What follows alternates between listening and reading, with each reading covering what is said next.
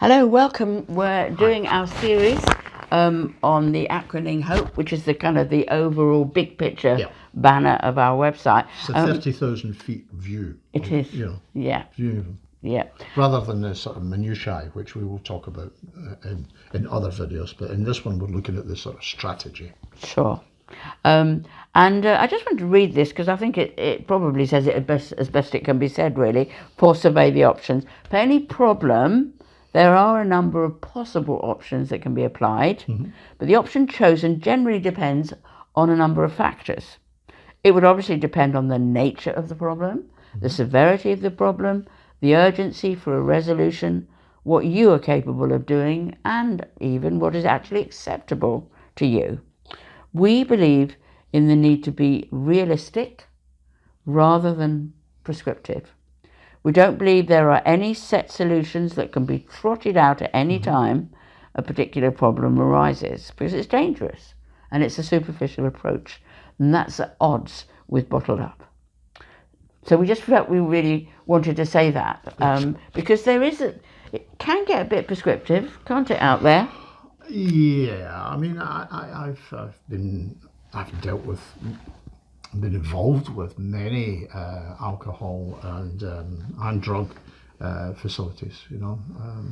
I did quite a lot of evaluation of alcohol and drug services, and what I found was that some of them were, we do this by the book, by numbers, and you think, oh, where's the individuality in this, and surprisingly enough, people just didn't seem to, they didn't resonate with it, they didn't embrace it, and why should they? Because they were being treated like a number, So yeah, we're not prescriptive at all. What we do is we have this whole series of guidelines, but you have to work out how you fit within that series of guidelines.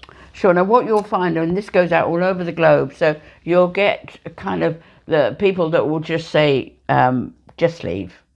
I tell you, when I listen to some of the people going through it, that's always my first reaction is, just get out. Just get out, But I didn't, and I was very glad that I didn't for a set of reasons which I talk about from time to time.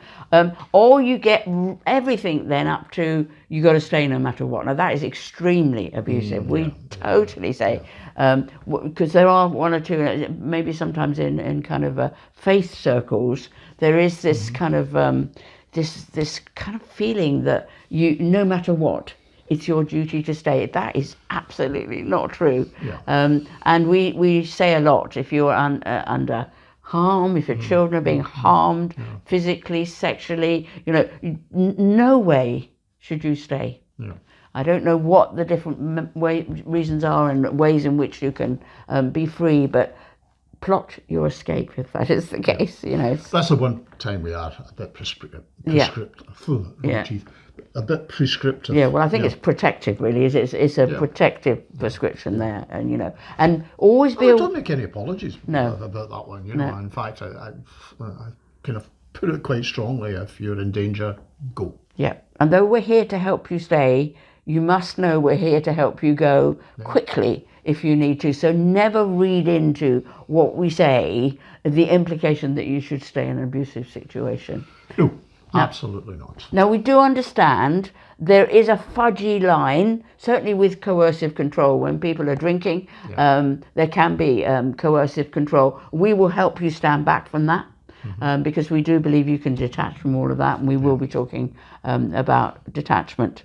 So, options. Options, yes. Okay, so if I'm surveying the options. Okay, for a start, you need to have done the one before this, which is, survey the harm.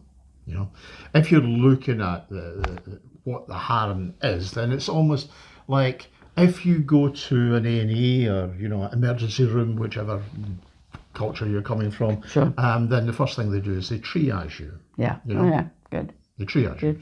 So what they do is look and say, okay, you have, 3 injuries, one's life-threatening. The other 2 are not.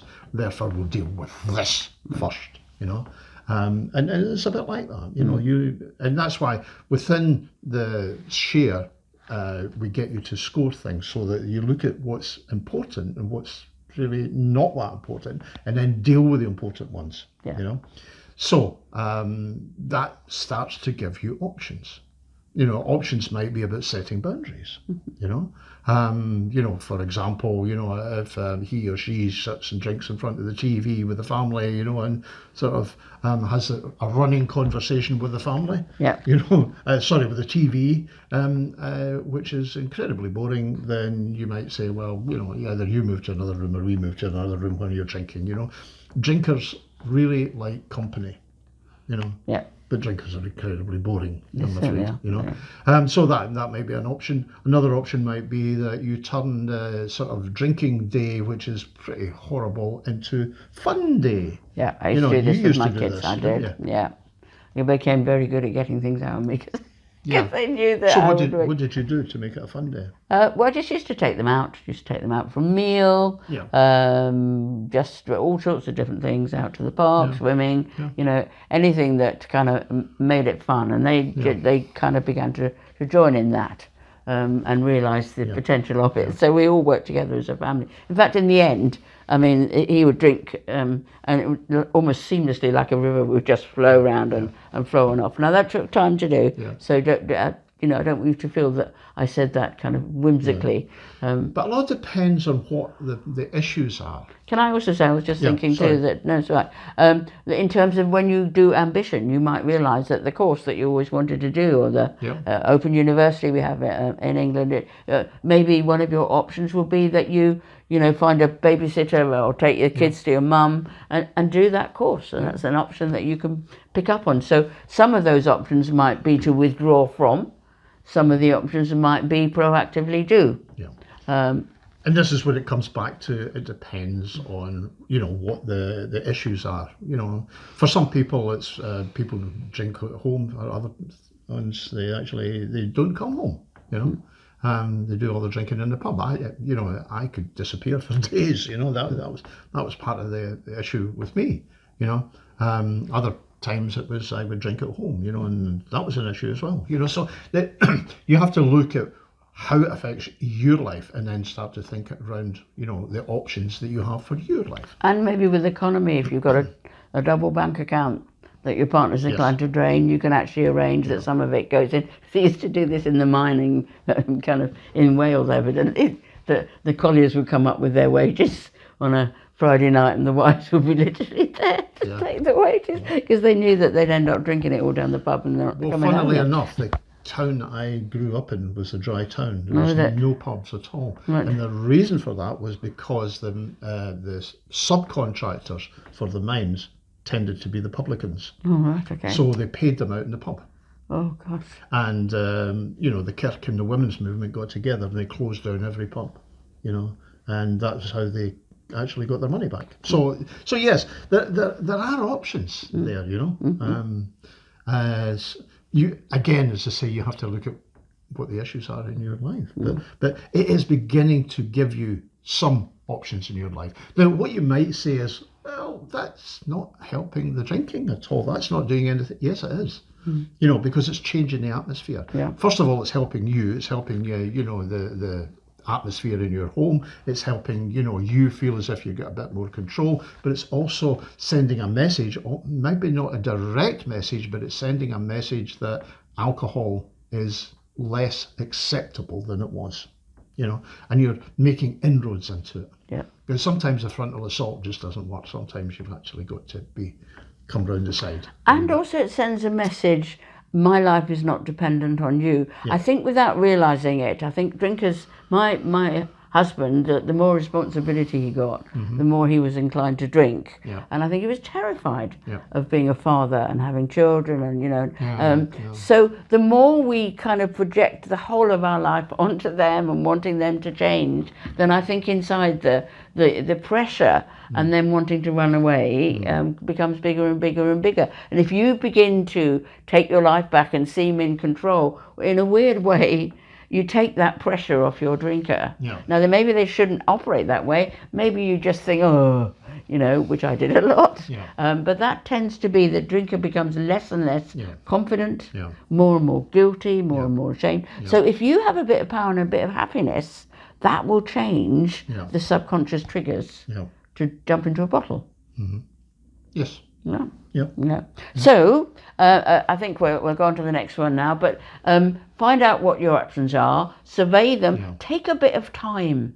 It's been a long time coming to this place, and we keep rushing off trying things. And Yeah. Don't knee jerk. no, take a bit of time, because some of your options that you thought were options, if you get to know the program, you'll find out they weren't very good options at all. And again, this is what we said: is make sure that you know what doesn't work before you start applying it again. That's really, really important. Some of the stuff I say, I learned 25 years it took me to find out. You know, so don't go down. Listen to what we're saying. You know, because we've done all the pain and the flipping grief.